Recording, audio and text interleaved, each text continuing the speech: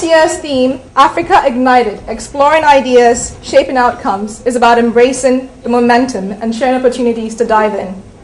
Our panels canvass different topics, from banking to entrepreneurship, healthcare to real estate, urbanization to social media, agriculture to manufacturing, all relevant and pertinent topics that are helping to shape the new Africa story. The event brings together current students, alumni, faculty, and the professional community. We convene thought leaders and entrepreneurs from the continent and the diaspora in a series of interactive discussions and conversations while providing ample opportunity for networking in a hopefully relaxed environment. Our keynotes are not just speech sessions, but rather opportunities to interact firsthand with some of Africa's leading figures. AEF has hosted a number of important scholars, policymakers, and practitioners, amongst many other distinguished guests. This year is no exception. We are privileged this year to have not one, not two, but 4 keynote speakers over the course of the conference. They are Dr. Babatunde Osotimehin, Under-Secretary General of the United Nations, Mr. Arnold Ekpe, Group CEO, EcoBank, Dr. Alex Oti, Group Managing Director and CEO of Diamond Bank, and Mrs. Folorunsho Alakija, philanthropist and entrepreneur extraordinaire. Over the last decade, there have been many hands and pockets that have worked together to make the conference what it is today, and for that, we are truly grateful. This year, Diamond Bank, our Diamond sponsor, is a first-time sponsor, and we are looking forward to growing this partnership. We'd also like to thank all our other sponsors, without whom this would not be possible. Our platinum sponsors, Arik Air, 3SIL, Computer Warehouse Group, and Naspers. Our gold sponsors, Seymour Media, the School of International and Public Affairs, and the Institute of African Studies. Our silver sponsors, Emerging Journeys, Columbia University Center for International Business, Education, and Research, and Labadidi Holdings. In addition, we would like to thank all our various media partners who helped to get all of you here and to make this possible. Not forgetting our conference co-chairs, Ida Henrys and Frida Yarson, who have engineered this whole event. Thanks so much for coming, and we hope that you get out of this conference all that you hope to and more. And we're going to have Nana introduce our first keynote for the conference. Thank you, and have a good one.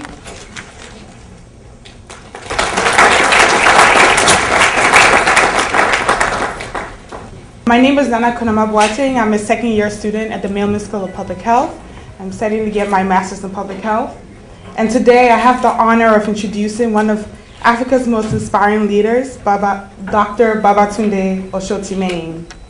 On January 1st, 2011, Dr. Babatunde Osotimehin, a physician and a public health expert, became the 4th Executive Director of the United Nations Population Fund. He holds the rank of Under-Secretary of the United Nations. Before this appointment, Dr. Osotimehin was Nigeria's Minister of Health. Prior to that, he was Director General of Nigeria's National Agency for the Control of AIDS, which coordinates HIV and AIDS work in a country of more than 160 million people. Dr. Osotimehin qualified as a doctor from the University of Ibadan, Nigeria, in 1972, and went to the University of Birmingham, England, where he received a doctorate in medicine. He was appointed professor at the University of Ibadan in 1980 and headed the Department of Clinical Pathology before being elected provost of the College of Medicine in 1990. Years later, he served in several organizations, including chairing the National Action Committee on AIDS from 2002 to 2007. At the UNFPA, he has introduced major reforms to make the fund more focused and results-oriented. He has also intensified efforts to promote the rights and ability of young people to build a better world in the context of sexual and reproductive health. We are beyond delighted today to have such an accomplished individual deliver the first keynote speech of the 10th Annual African Economic Forum.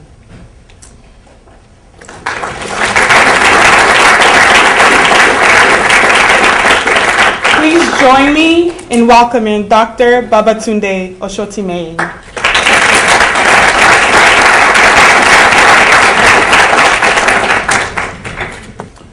Good evening. It's not often that a poor doctor from some village in Nigeria will get invited to address an august occasion and an august body of students at an Ivy League university in the United States. Let me say that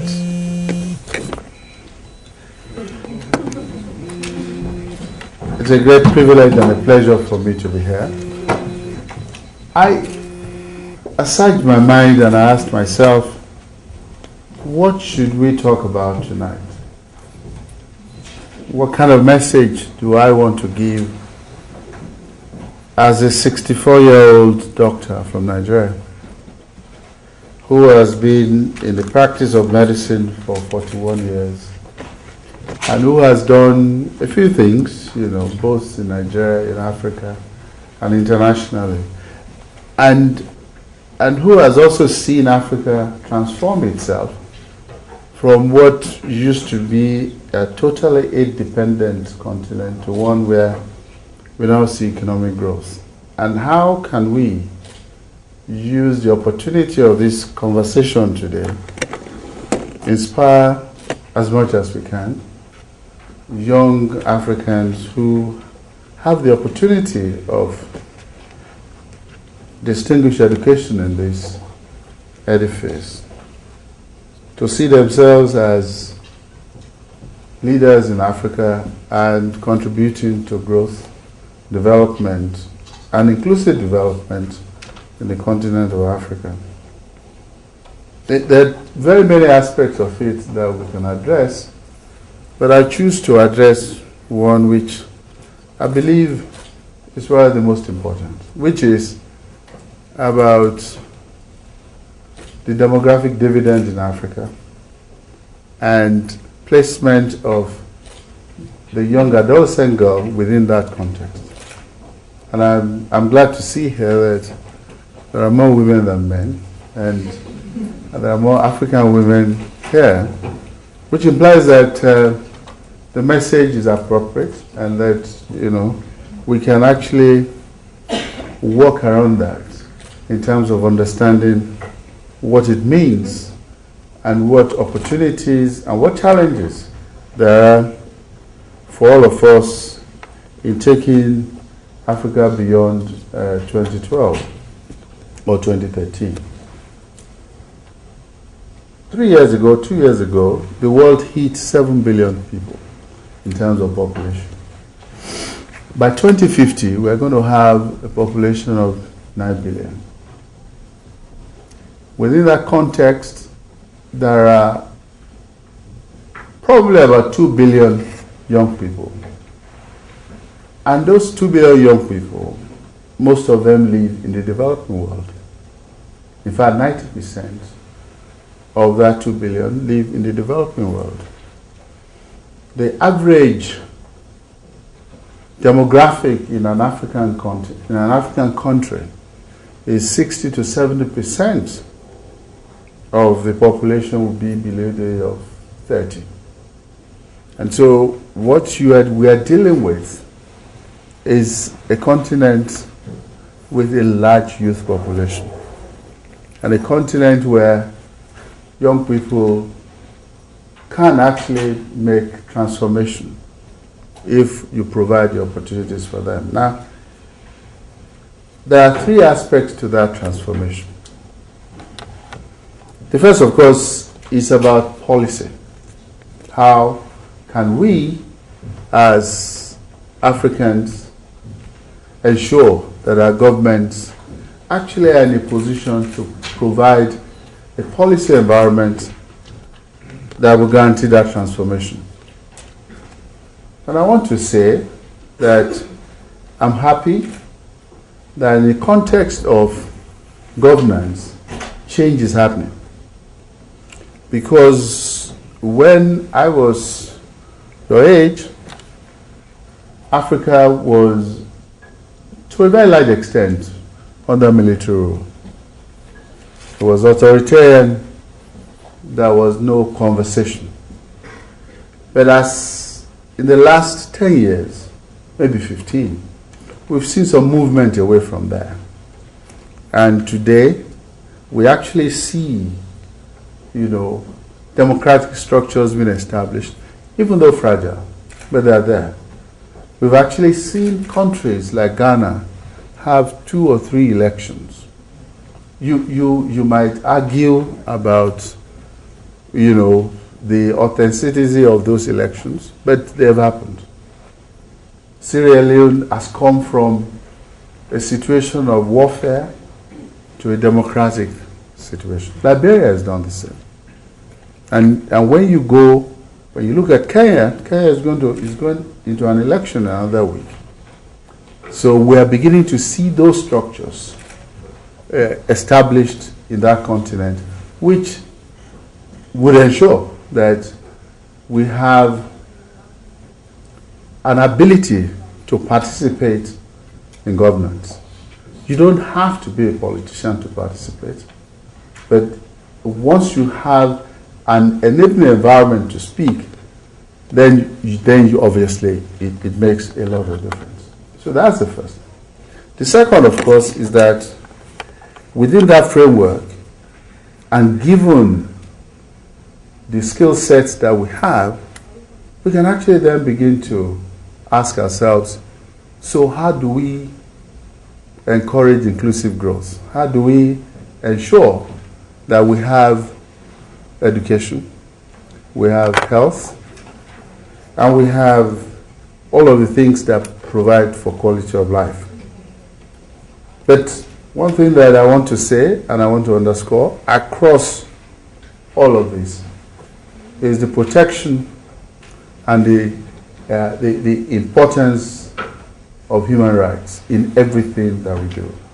So it has to be rights-based. It has to ensure that everybody has access and everybody is able to do what we have to do. Let me go back to my girl child situation and to say that with the girl child situation, we have the opportunity to ensure that the girl child can transform Africa totally. And it is within the context of the new governance structure I'm talking about that is going to happen.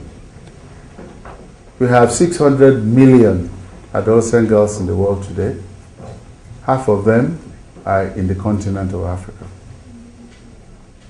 And I'm going to speak to the issue of education and health at some point. So governance is an important thing. The other thing which I believe we need to address is the issue of civil society. The civil society is important in holding governments accountable. Africa is just building civil society.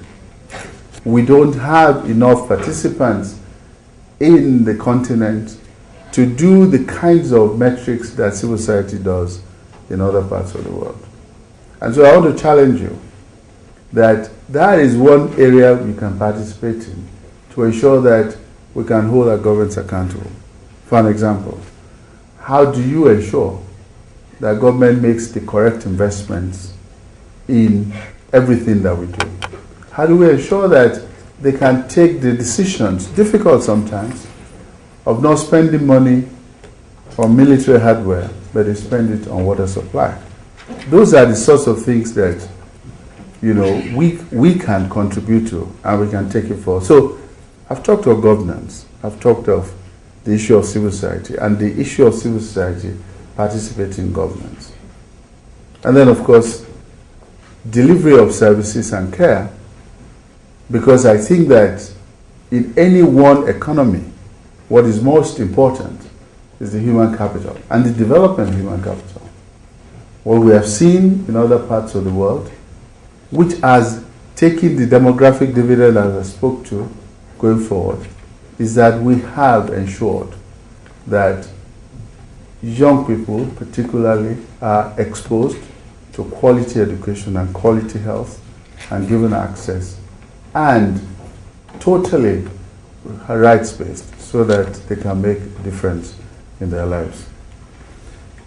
If you look at the example of a country like Singapore and what Lincoln Yu did in terms of taking Singapore from third to first world, it was all based on building human capital to be able to do it. So, governance, rights, civil society, but translating it to making sure that services and opportunities are available to people. Now, I've had arguments from African governments, and they will tell you that they would rather develop infrastructure and structures than develop human capital. And I tell them it is wrong, because human capital is what is going to take Africa out of where it is today. Now, when you look at those difficult decisions, for a politician, they're not easy to make, because they cannot show off the number of young girls they've trained. They cannot show off the number of them that have come to take MBA someplace else. They can show off a hospital or a road that they built, which is the default they have all the time. So we need to continue to advocate and to show evidence that it is possible to build and to show evidence that this works. Now, let me give a concrete example of what I'm trying to talk about. Rwanda today has demonstrated that very clearly. Rwanda has invested heavily in education, has invested heavily in public health, it has invested heavily in community development. It has also ensured that the rights of people within Rwanda are protected. So to the extent that I can say with confidence today that every young person in Rwanda has some access to education. And 56% of Rwandan legislature are women. So there is a movement which is going in the direction of what the framework and the model I'm trying to describe. We still have problems in other parts of Africa. Now let me drill down now to the girl child. And I think it's important, the frame that I'm trying to describe, which is about good governance, it's about access, it's about rights, and it's about proper investments.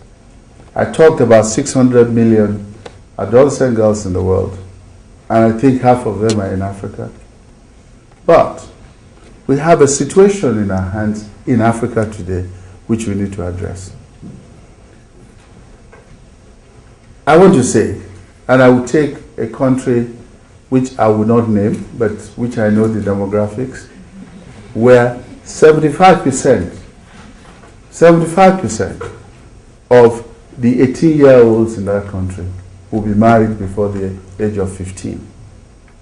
That is not acceptable. That is a violation of rights. That also does not speak to the kinds of things I've just talked about. We know for a fact that every 1 year of education that a girl adds to primary education makes a huge difference in the GDP of the country. And it varies from place to place. Now, so to the extent that we, as practitioners of international development, must be able to tell countries that, that a restricted access to opportunities by young girls is not acceptable. Now, the fact that they're married is bad enough. But what then happens to them is that they now get pregnant. So you find 12-year-olds getting pregnant. You find them having children. You find them developing complications like fistulas. You find them, by the age of 20, having 6 children. Now, that is totally unacceptable. And I want to challenge you, because I spoke about civil society and I spoke about the governance structures we are talking about, even though fragile, these are the issues you and I have to face and address and hold our governments accountable for. Now, you can argue, and people do argue, that it's not also governments alone, that communities must do this. Yes, communities must do, but government has a responsibility to ensure that every individual within a country, the rights of that individual is protected to the extent that he or she has the access which she wants. I was very delighted once. I met this young girl who just finished school. I was going to be married off. She sued her parents. She went to court. She went to court and she stopped the marriage. And UNFPA paid for that process because I felt that that is the right thing to do. And we have invested in young women in those kinds of circumstances. Now, whichever part of Africa you come from, those are important issues that we have to address. It is not what you see at the level of universities or at the level of graduate schools. It is what is there in the bottom, because many of these young girls don't have access. Now let me also now talk about something else which depletes Africa of its human capital. Even when they are not married off, they get pregnant. 30% of adolescent girls in Liberia are pregnant before the age of 16. 30%. 30%. Now, I know of another country where 8% of the country's adolescents, or the country's pregnancy is from the group of adolescents. Now, in that particular country, which is a middle-income country in Africa, 36% of the maternal mortality in that country comes from the age group, from the adolescents. So we are wasting our young people. And we're wasting them in such a manner as if we don't care. Now, you can of course immediately tell me that it's not just about young girls and adolescent girls. It's about the status of women, which is true. But we'll address that in a bigger context. It is important that we hold ourselves accountable as community leaders, as governments, as civil society, that will protect the rights of these young girls from the violation which they are going through at this point in time. Now, we have enough information and we have enough interventions that work. We know what to do. And I will give 2 examples or 3 examples. The first is that we know for a fact that if you allow a young lady or a young girl to go to school to the age of 18 or to secondary education, you actually produced an economic unit in that individual, because she will have skills, because she was developed physically, mentally, emotionally. She's able to participate and she's able to do what she has to do.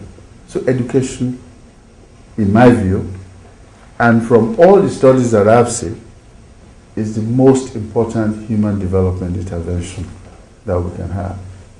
That's the first.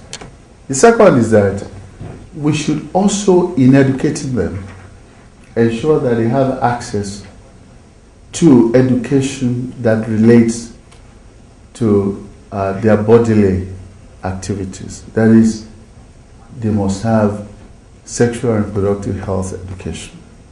Very important. It's not acceptable that a woman goes through till when she's 20 or before then, and she doesn't know what is going on in herself, and she doesn't know where to where to go if she has a problem. UNFPA believes, and I personally believe, that provision of sexual and reproductive health services, including contraception, is an important human development intervention to give to young girls. Now, it is liberating, it empowers them, it enables them to plan their lives, it enables them to be able to do what they have to do. I know it's very contentious, and I know that there are people in the room who might have reasons to disagree with me, but we've seen it work. We've seen it work in parts of Asia. The Asian tigers did not develop on the basis of a laissez-faire attitude to these issues. They developed on the basis of, aggressively intervening and providing the services in a manner in which, they can make a difference. The final point, with regards to girls and girls' education and girls' development, is that we need to step back in time and ask ourselves, what is it that reduces the status of women in our society? And I can tell you one story that it's in my head. I can see it as I saw it the time I went. I went to a hospital when I was Minister of Health. And when I got there, I saw a woman who was in labor. She'd been in labor for 36 hours. And I asked, so what are you doing? I mean, this is unethical. You cannot allow this woman to just remain in labor. And she said, no, the nurses told me that, well, she doesn't have the money to pay for a cesarean section. She was a small, frail woman. She must have been like 17 or 18. And I said, man, come on. This is not going to, you're not going to kill this woman because she cannot pay. You're going to go and do cesarean section. Of course, needless to say that she was sectioned and she lost the baby. She almost lost her own life. But we saved her. The conversation subsequently was, how come you have this woman who is there, who you have not provided for? Who is looking after her? Who brought her here? I said, they brought her from our community. Where's the husband? I said, the husband doesn't care for her.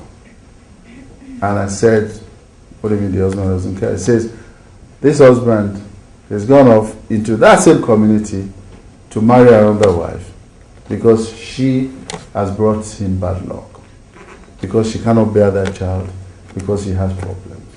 Now that is a major problem, because that is talking to our own, that's talking to the way we see women and what they mean to us.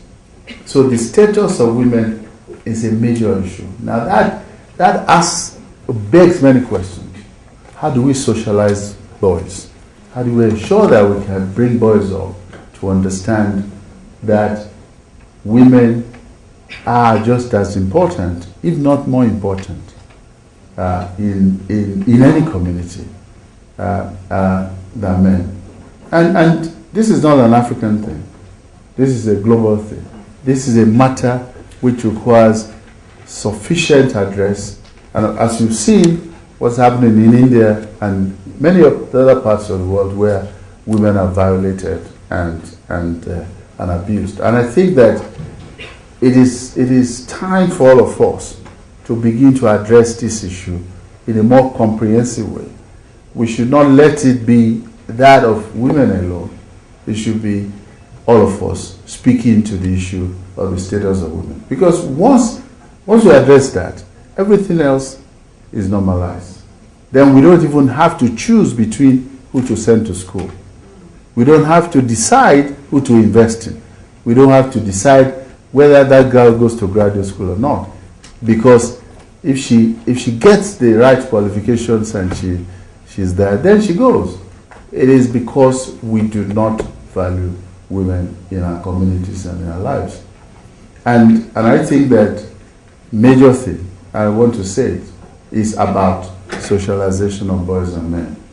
I mean, so we should stop producing books that shows John playing football with the father and Jane helping with the mother in the kitchen. I mean, those sorts of things has to stop because that's what ingrains in the minds of people and continues to produce this.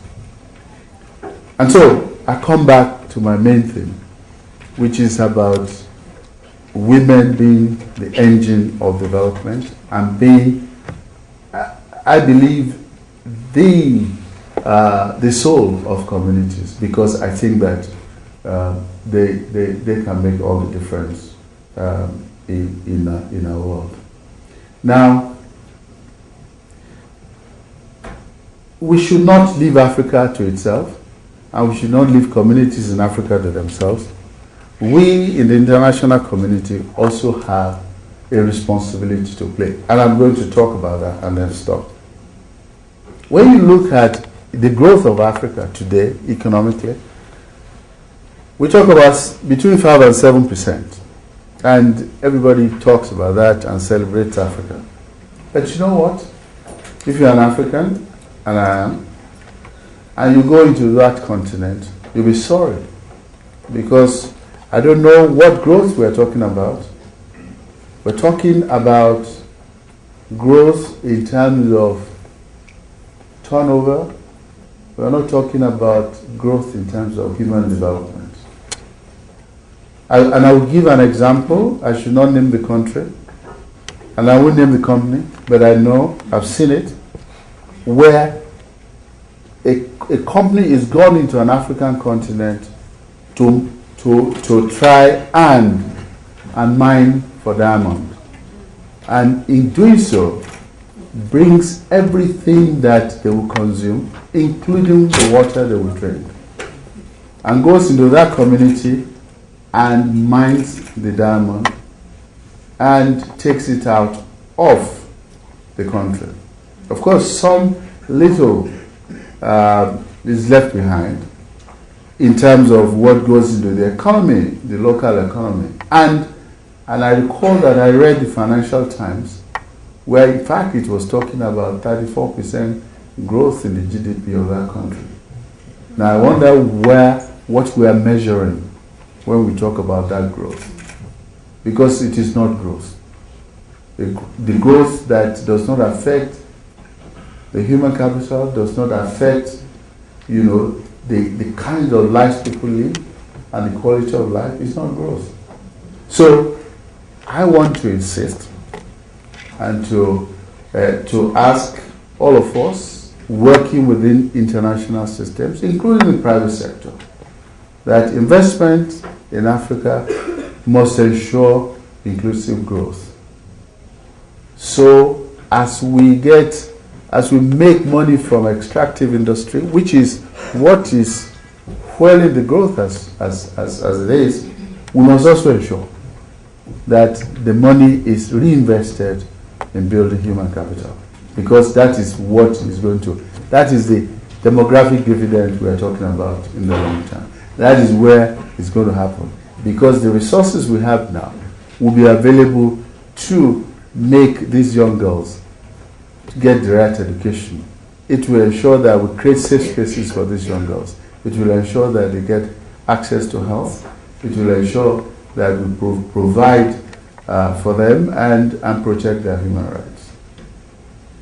And the last point I will make is that, of course, we live in a globalized world. And we live in a world where we have partnerships across. Partnerships between continents and partnerships between countries. In the same manner I've just talked about with the private sector, the partnerships Africa has with other continents and other countries must also be partnerships which are equal. It is not good enough to have partnerships that just takes away Africa's minerals and Africa's wealth and pretends to bring back, what might be infrastructure, but does not address the issue of equity, of social justice, does not address the issue of access, and does not address the rights of people. We, as Africans, have a role to play in, I'll go back to my first, in ensuring, as Africa's democratic institutions grow, we participate, and as civil society, we hold our governments accountable. I thank you for listening.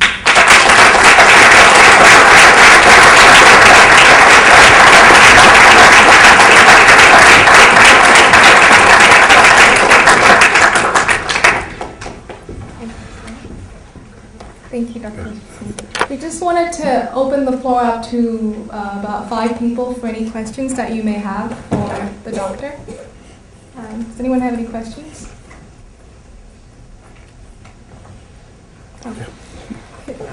Hi, thank you, Doctor. It's a really beautiful talk. And so you ended by talking about how these partnerships or supposed partnerships with the private sector often go awry, sort of extractive industry in sort of more ways than one. And I'm wondering how you think that can change. What either needs to happen on the part of the governments or on the part of these private companies to structure better, more holistic and beneficial partnerships? Okay. I come back to the issue of governance and civil society. I think that it's our responsibility as Africans to actually take very strong positions about what our governments do in partnership to the private sector. Some of the times, and I've been a minister before, some of the times we structure it in such a way that the private sector takes advantage of us. Africa does not lack the intellectual capacity to build a relationship which is beneficial to Africa. And so African governments and civil society must hold each accountable such that when you do have those partnerships with the private sector, everybody is transparent across the board. Because, there's corruption in it. There's so many things that in it. When you go back to read what was written, you find that it was loaded against. If it's not loaded against, there is also the issue that nobody is monitoring what's going on, and nobody is making the right noises to ensure that everybody can be held accountable. And I think that is one big point. I know, and I will say this, that even to the extent that you might say that we might not be able to say confidently how much of Africa's wealth is leaving African soil because we don't have the strength of character to stand up and say, this is not what we signed off to. So I think it's just stepping up the plate. And I believe that some of the things that we can do is strengthen those institutions around it, just to make sure that there's transparency. So kind of stay with the globalization point of view, and thank you for being here. I really appreciate it.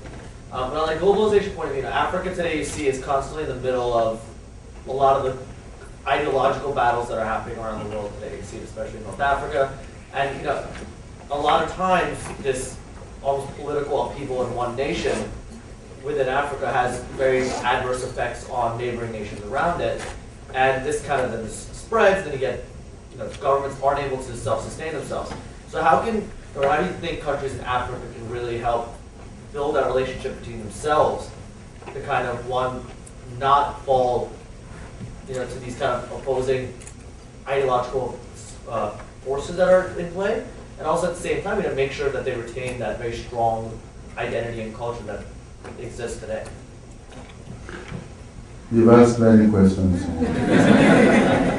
and I'm going to carefully respond to it. The first is Africa cannot develop in isolation. So no matter how hard we try, we don't have 1914 Africa anymore. We have a 2014 Africa. That implies that whatever happens in Spain affects what happens in Algeria. And to the extent that what happens in Tunisia affects Algeria. And those affect South Africa. Now, what we need and what I believe should happen is that the African institutions that exist, the AU for instance, and the regional economic commissions, ECOWAS, SADC, and all of those, should be strengthened to look after the issues of peace and security and be able to respond to the conflicts that we have. Africa is not the only continent that has conflict, but we must be able to respond to it, in a manner in which we can be transparent and honest with ourselves. Because look at what is happening in the Great Lakes. It's been happening forever. What is happening in Eastern Congo has been happening forever. Now there must be a point at which we as Africans must stand up and say, enough. This cannot go on anymore. But I understand that it is not just us. It's also the meddling of other people who come into our continent. We must be also strong enough to be able to tell those people to back off and leave us alone. Let us solve our problems. I'm sure we can solve our problems. Africa does not lack the tradition of settling differences. It is the interest that pollute and corrupt Africa that makes it difficult. Thank you, sir. Beautiful talk. You talked about how governments are eager to build infrastructure rather than invest in human capital because they can show off a hospital. How can we encourage these governments to show off MBA students and graduates? I have a theory, and I sometimes think about it. I've argued with my friends in politics. I'm not a politician, never was, will never be. And I also understand what they go through. Today's world is one which I believe is suffering from what I call short-termism. We don't have long-term thinkers. We don't have people who are visionary. Everybody is in it to win the next election. I think that limitation must be understood, and that's not an African thing. That's a global thing. I'm not going to talk about the United States, but I can talk about other places. Decisions are taken looking at demographics and looking at the numbers. That cannot be development. Development must be about what is good for people 10, 15, 20 years down the road. And you must be courageous enough as a leader to take those kinds of decisions. Even if it means you are not going to win the next election. But you see, that's what we don't have. Now, I want to suggest that maybe what Africa needs in terms of political systems is not what the United States does today in a presidential system where you have term limits and you have to go after 1 or 2 terms. Maybe what we need is a parliamentary system where you present yourself for re-election every 4 or 5 years. And if you are doing well, you can be re-elected. Because if you do that, I referred to Singapore. Lee Kuan Yew's group was in power for like 40 years. That's how Singapore developed. You cannot, and it's impossible, to solve the problems of a developing country in terms of infrastructure, building capacity, building everything, and building human capital with the kinds of periods that we have in politics today. Now, let me share with you what I went through. I was a professional in government, in the political process. When they get elected, they spend the first year figuring out why they're there. So you see them trying to build, some log frame of what they are going to do. They are looking for expertise to assist them. There are all kinds of things. So the first year is very dysfunctional. The second year, they start to do stuff. Then by the middle of the third year, they stop. They're looking for the re-election. So the people actually just get 18 months of concentrated time from this person. So within that framework and construct, it is difficult for that person to say, okay, I have 10 MBA students in Colombia that I have trained. Now I must find work for them. I must make them, well suited. I must do fit for purpose. It won't happen, because the guy is forever thinking of, okay, so what's going to happen next? Meanwhile, there are people who are trying to get him out of office, even during that term. So there has to be a new construct politically that ensures that they can spend time. If they are good, if they are bad, they can be thrown out. But I think this kind of construct that we have, I don't think is going to take us very far. That's what I think. On the other hand, I believe that governments themselves owe it a responsibility to the people to create an enabling environment for the private sector to thrive. And I'm not talking of the private sector, which, like we say in Nigeria, of buying and selling.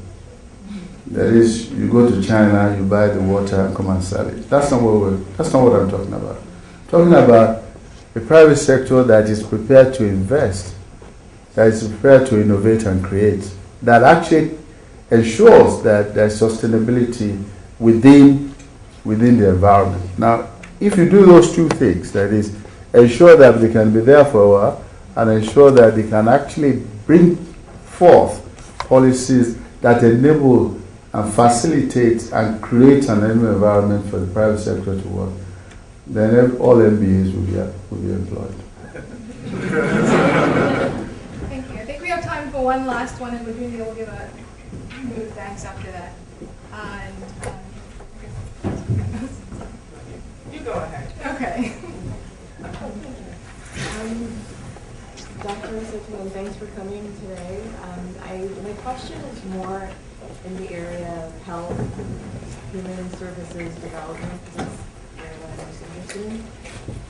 You kind of painted a picture that, says that a lot of what's happening on the continent right now, just because of certain mentalities that are kind of pervasive, it's a little bleak. So I'd love to know whether during your time as Minister of Health or just over the course of the last, 15 years, 20 years or so, any initiatives in health, human services development happening anywhere on the continent that you've felt kind of originated locally, on the ground within the continent that are very, give an optimistic view, things that have happened, taken root, and because I'd love to hear those stories too. No, there are many stories I can tell you. No, of course you are not auditing my time as minister. I'm not going to talk about it. But I will talk about what I know. About 10 years ago, maybe, Ethiopia started a process of building human resources for health, because Ethiopia realized, like many of us, that if you want to drive down maternal mortality and infant mortality, you need to have skilled workers next to the patient. Totally different model from what you see around here. It's population-centered, it's not patient-centric. And what Ethiopia did was to build a new cadre of staff young ladies who just left school.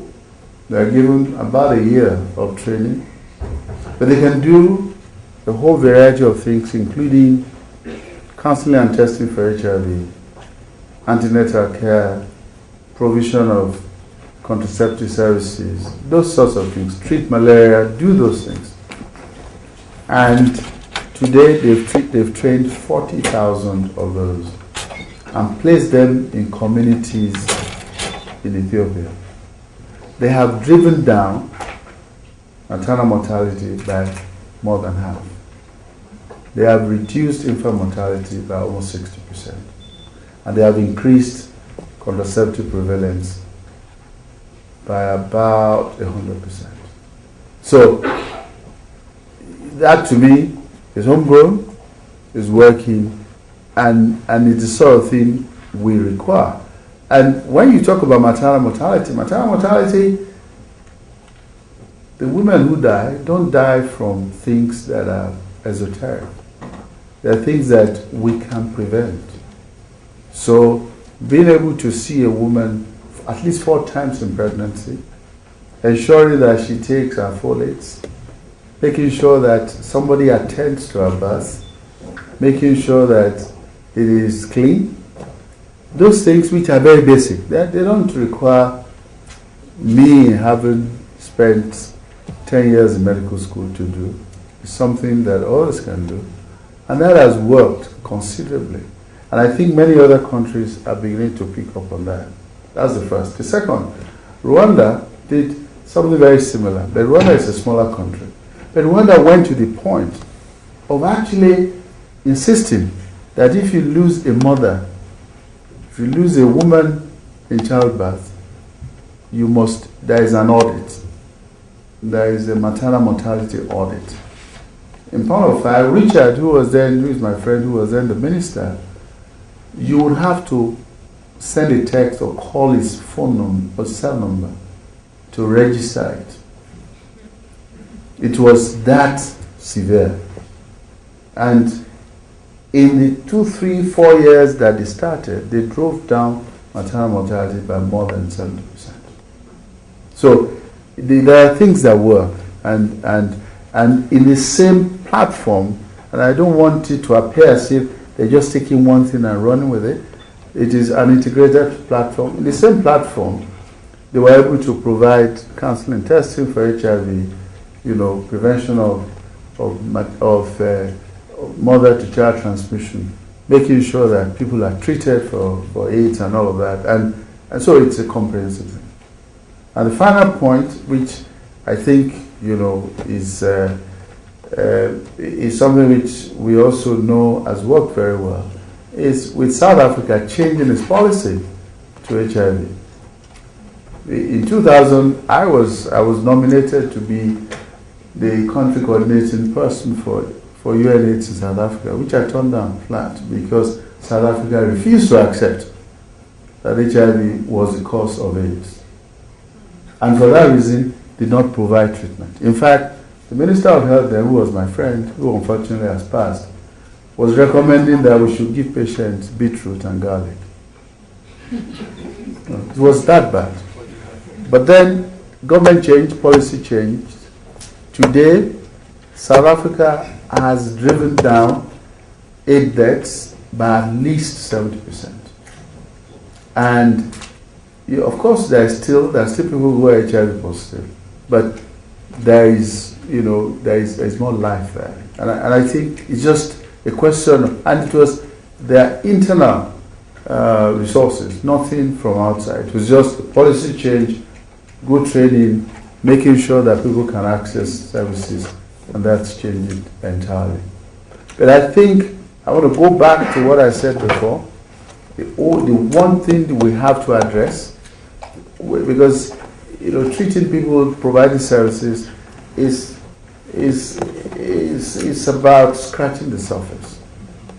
What we must address long term is the status of women and how we must change that within our societies.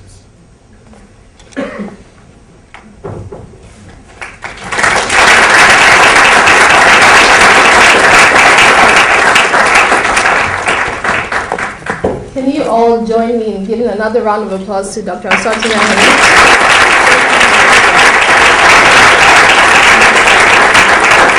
I, especially as a public health student and a woman, I'm so grateful to have heard from the doctor today. And he's not only a leader in Africa, he's a leader worldwide. And so I feel very honored to be standing beside him today.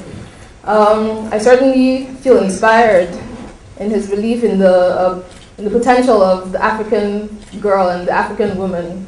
And as an African girl, as I still consider myself a girl, to be a woman, I feel like there's so much potential in us, and I feel like we need to, African women, we have to help ourselves to get to raise the hidden potential that is currently untapped. Thank you so much, sir, for your belief in women, youth, and Africa's human capital. I also want to thank you all for being here to celebrate with us the 10th annual African Economic Forum. We thank you and hope that you will enjoy the rest of the conference. Thank you so much.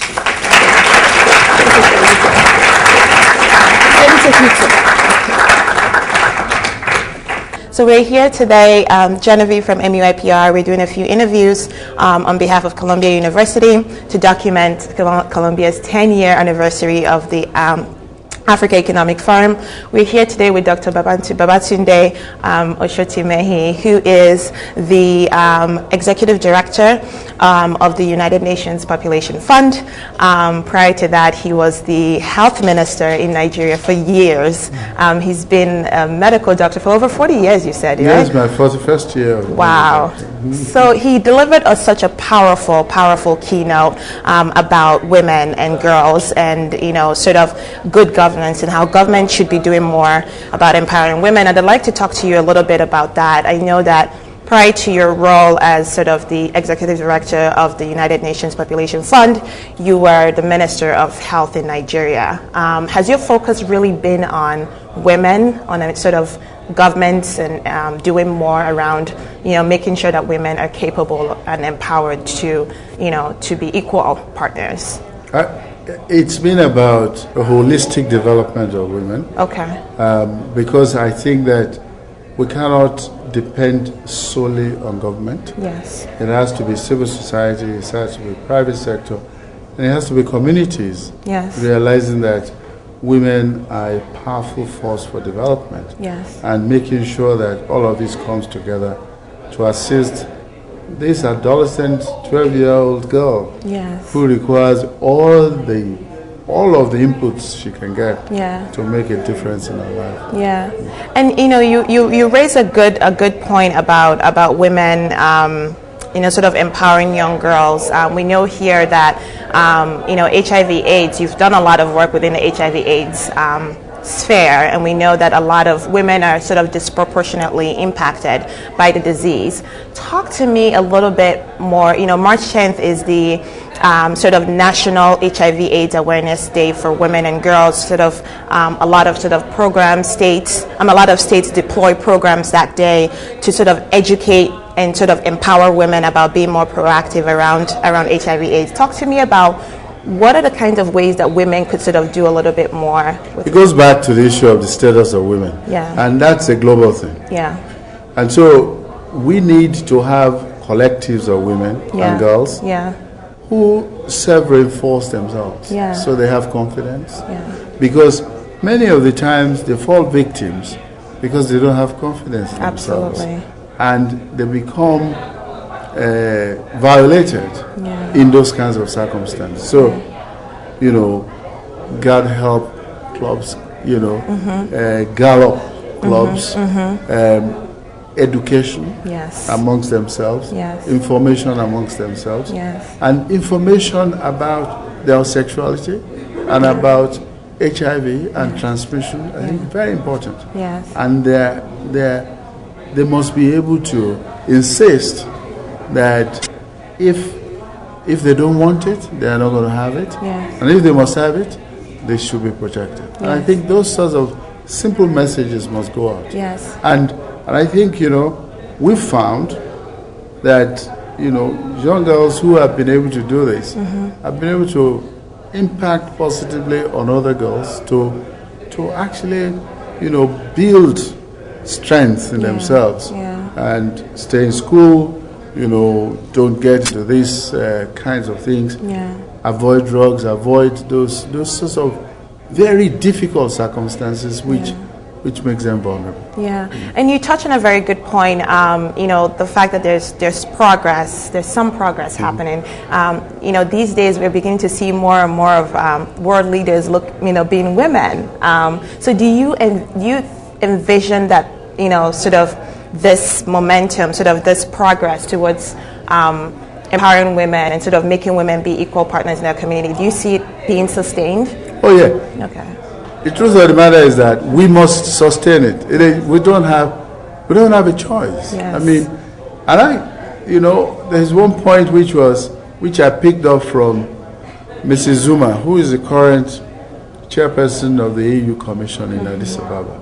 She delivered a speech and she said, women and girls are half of the world and they are responsible for the other half. I think it's very powerful. So, that is a powerful statement. So in a sense, we, the other half, we have no choice than to support women because, they own the world. Yeah. Thank you so much, Dr. Babatunde. This was a pleasure talking to you. Thank you very much. Thank you. Vous l'avez découvert ici. Que vous avez découvert Ivoire TV. Ivoire TV.